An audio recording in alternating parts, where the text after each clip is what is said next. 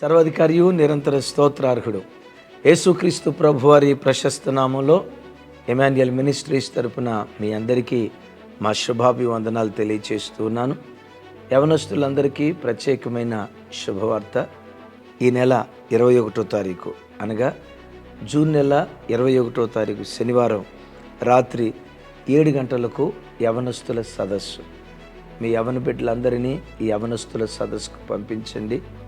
అద్భుతమైన సాక్ష్యాలు, ఇంపైన స్తుతి, ఆరాధన, హృదయాలను కదిలించే దివ్యమైన సందేశాల ద్వారా పరిశుద్ధాత్మ దేవుడు మాట్లాడబోతూ ఉన్నారు.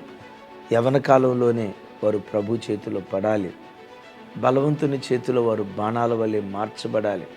యవన కాలంలో వాళ్ళు త్రుట్టెలకుండా ఓ యోసేపు వలె, దానియేలు వలె, ఓ ఎస్తేరు వలె, యెఫ్తా కుమార్తె వలె వారు బ్రతుకున్నట్లుగా వాళ్ళను చక్కగా వాక్యం చేత దిద్దాలి, ప్రభు కొరకు నిలవబెట్టాలి అనే ఆశతో యూత్ కాన్ఫరెన్స్ ఏర్పాటు చేశాం.